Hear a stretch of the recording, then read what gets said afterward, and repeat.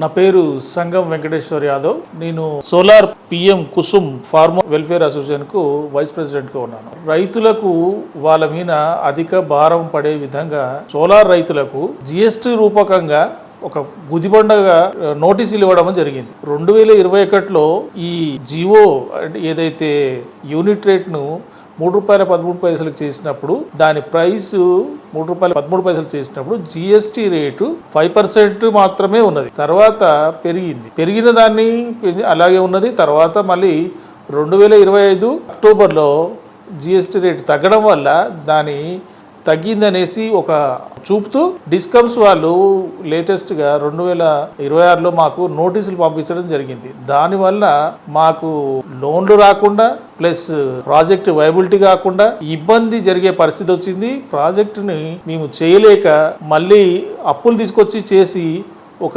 ఆత్మహత్యలు చేసుకునే స్టేజ్కి ఏర్పడుతుంది. దానికి గాను ప్రభుత్వము సీరియస్గా దీని గురించి తీసుకోవాలి.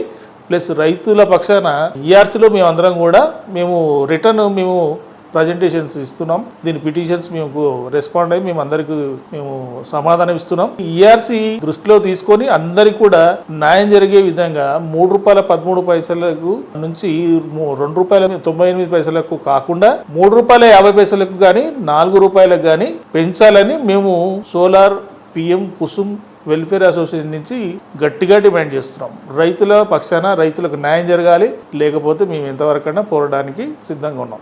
వార్ నుంచి ఇంపాక్ట్ చాలా వచ్చింది. ప్లస్ వీటి ముడి సరుకులలో సోలార్ ప్యానెల్లో వాడే ముడి సరుకులలో వెండి, అల్యూమినియం, ఫ్రేమింగ్ లో వచ్చేసి అల్యూమినియం, వీటి కాస్ట్లు పెరగడము, తర్వాత వైర్లలో రాగి ప్రైస్ పెరగడం, కాపర్, ఈ విధంగా ఇది చూసుకుంటూ పోతే ఐరన్ పెరిగింది. ఇది రకరకాలుగా ట్రాన్స్ఫార్మర్స్ ప్లస్ ఇన్వర్టర్స్ వీటి రేటు పెరగడం వల్ల సోలార్ రైతుకు దాదాపుగా 30 నుంచి 50% పెరగడం వల్ల ప్రాజెక్ట్ కాస్ట్ లో మాకు దాదాపుగా ఒక 50 లక్షల వరకు అడిషనల్ భారం పడుతుంది. ఆ అడిషనల్ భారాన్ని మేము చేసుకోవాలంటే మళ్ళీ బయట నుంచి డబ్బులు తీసుకొచ్చి పెట్టుబడిలో ఇది చేసి మేము చేసుకోవడం వల్ల అప్పులలో మేము కూరుకుపోయి మేము చాలా నష్టపోయే ప్రమాదం ఏర్పడుతుంది. ఈఆర్సీ మార్చుకోవాలి. ప్లస్ ఈ ₹3.13 అన్న పాత ప్రతిపాదన కాకుండా టారిఫ్ ని ₹3.50గా ఇచ్చేయాలని మేము కోరుతున్నాం.